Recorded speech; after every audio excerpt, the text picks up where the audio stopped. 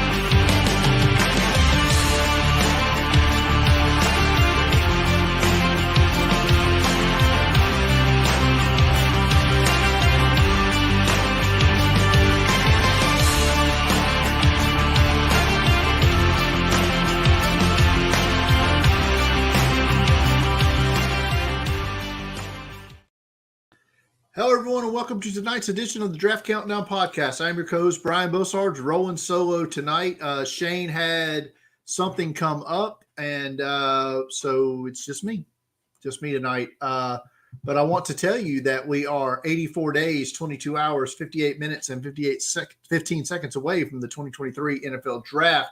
And the draft starts in Mobile at the Senior Bowl, and that's where I have been the last 2 days straight at practice. Well, not straight, but the last 2 days I've been at practices for both teams, and I got some more notes to share with you guys like I did last night, but from day 2 of practice. But there was a couple of other things that kind of went down in the football world the last couple of days that we didn't really touch on. Tom Brady has finally retired and made that announcement on one of his social media platforms, or all of them. I'm not sure which one today.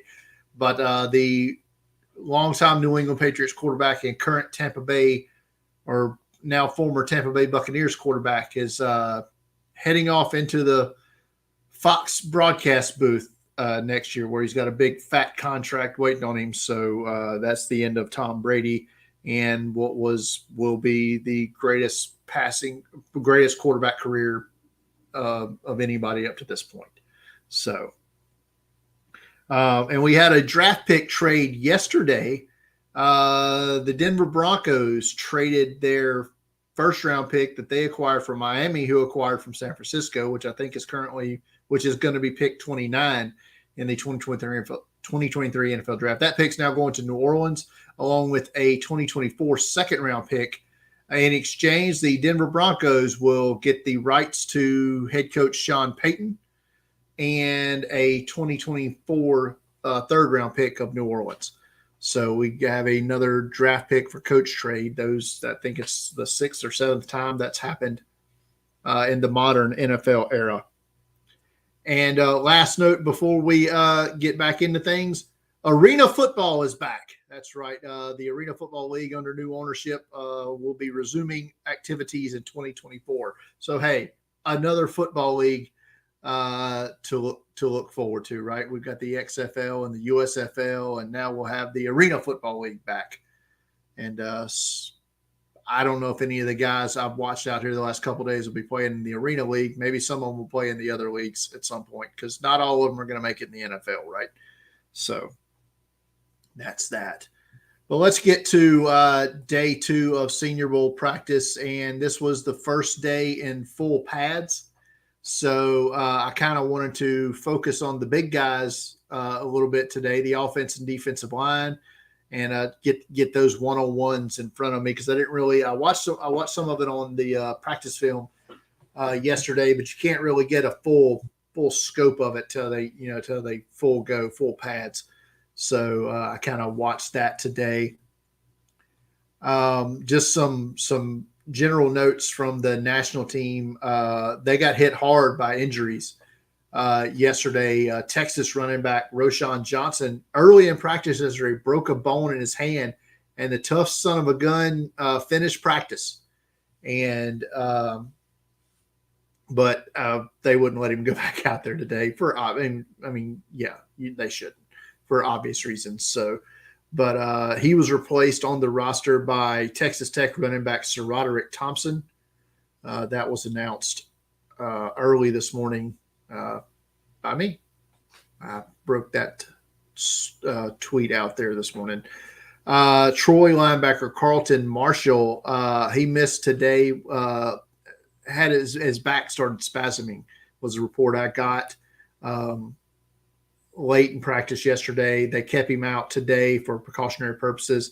The belief is that he'll be back at practice tomorrow.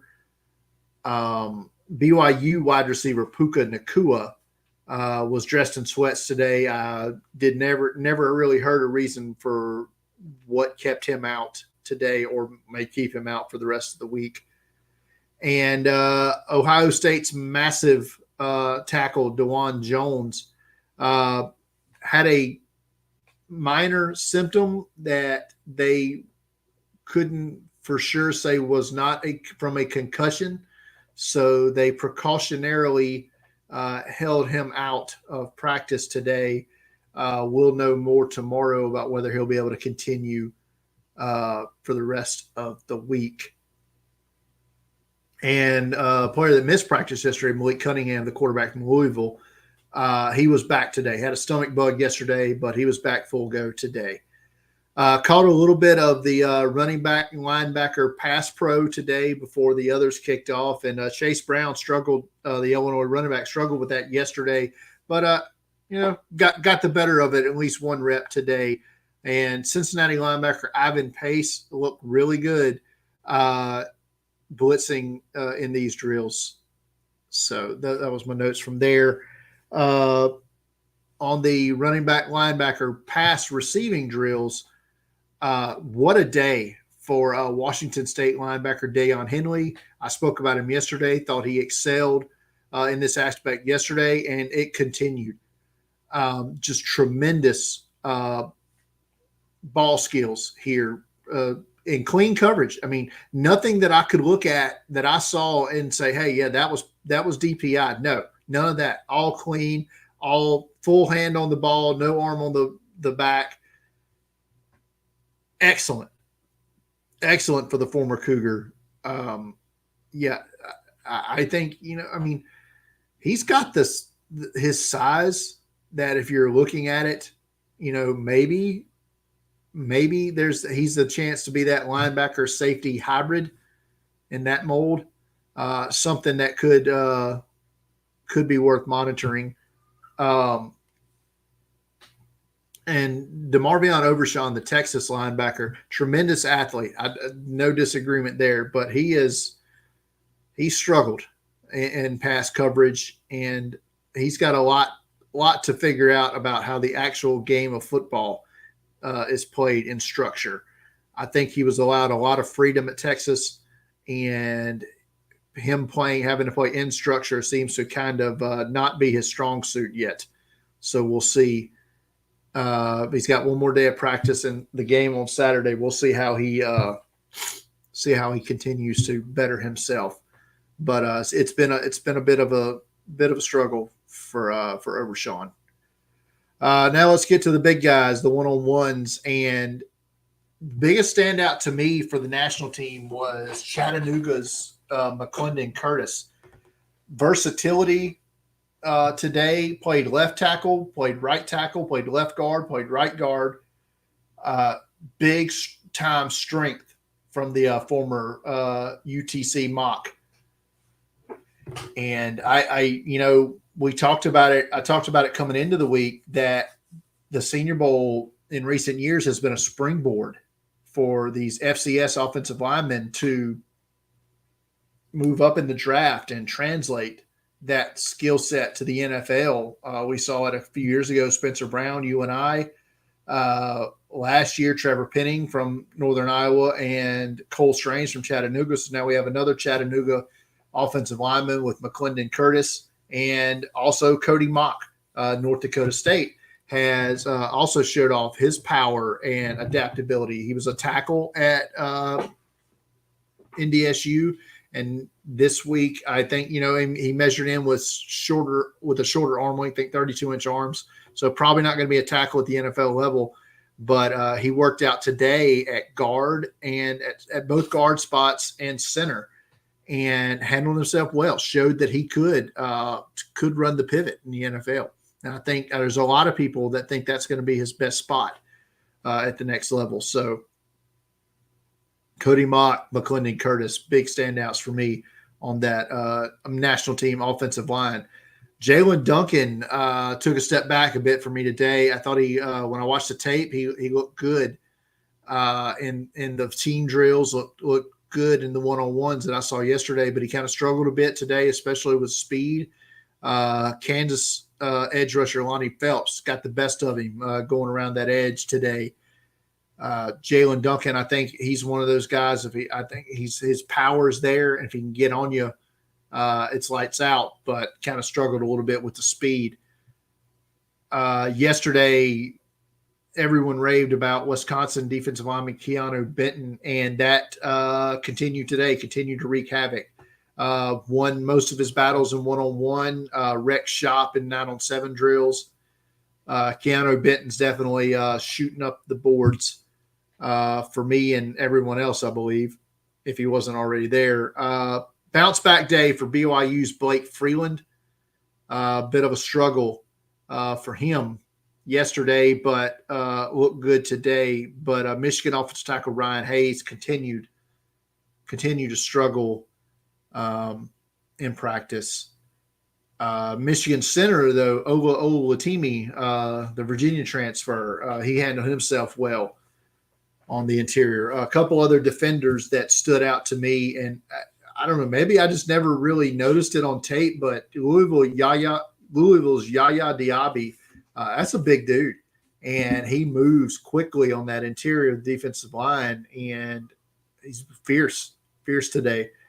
But probably the most unblockable of the interior of the defensive line for the national team was Northwestern's Adebawore Adetomiwa. Big day for that guy today. His stock going up as well. A couple other notes: national team practice.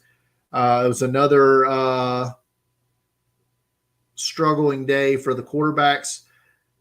Malik Cunningham, he threw a pass behind the receiver. Caillou Blue Kelly from Stanford, the corner, picked it off, ran it back for a would-be touchdown. Jake Hayner, I thought during the team drills he moved well in the pocket, climbed the pocket well, but that was about it.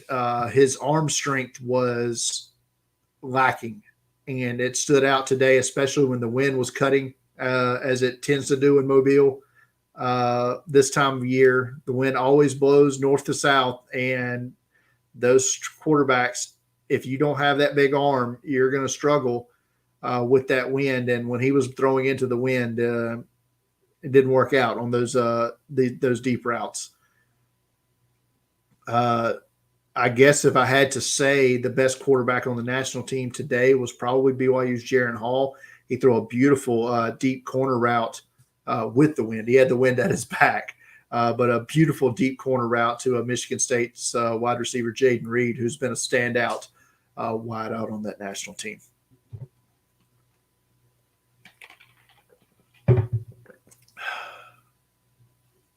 Now on to the American team practice. Yesterday, I noted that Kenny McIntosh went down during the practice, and I thought he was cramping, and that turns out that's exactly what it was. He was back out there today, so good to see him back. Virginia Tech corner Chamori Connor, guy I've been high on throughout the season. He was working at safety today. So trying to show off his versatility back there. And Sacramento State safety Marte Mapu, he was taking reps at linebacker, which I think based on his size, that might be where he ends up at the NFL level. Maybe he could also be in that kind of hybrid mold. So we'll see. But Mapu, I thought his hustle today was tremendous. He was, chasing after ball carrier, chasing after, making plays on the ball. I thought he showed himself well. Like this is not, he's not above his skis down here in Mobile this week. Watched a little bit of the running back linebacker pass pro. Kentucky's Chris Rodriguez, great today. Didn't see a whole lot of other noteworthy things from Rodriguez today, but his pass pro was spot on. On the flip side of that, Oklahoma's Eric Gray, I charted him in that drill 5 times, took 5 reps, took 5 L's.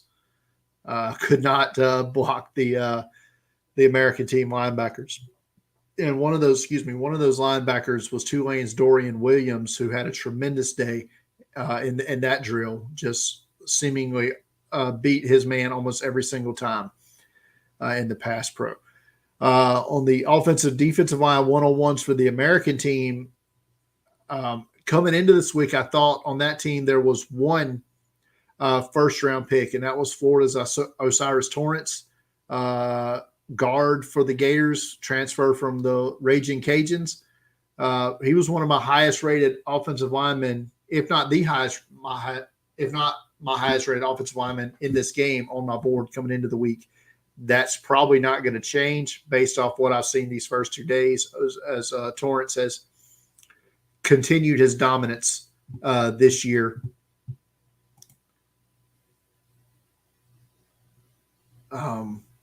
Continued his dominance at the Senior Bowl. But another guy who was dominant today was Tennessee's Darnell Wright. Eye-opening performance for me. The way he was shutting down most of these guys with his power. The only time, he worked easy on his reps in the one-on-ones. The only time that I saw him have any trouble was with Iowa State's edge. Will McDonald gave him a little bit of trouble. Steve Avila, the interior offensive lineman from TCU, played a little guard, played some center today, and he drops his anchor well. He gets set. Easy power for the former Horned Frog. Alabama's interior defensive line duo, Byron Young and DJ Dale, not a good day. Young, I thought, had some good reps yesterday.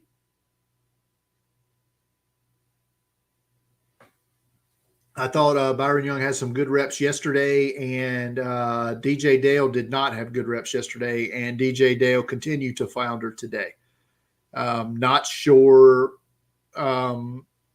I'm not sure if I'll have a more than a 6th or 7th round grade on DJ Dale when this process is over. I'll have to go back and watch the tape to see if I'm what I might have been missing here. I didn't think that highly of him coming in, and it's just been a struggle show. Iron Torch here.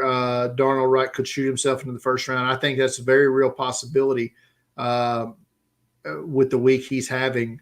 Will McDonald, I'm not ready to commit top 20 to him yet, but I think he's a really good player.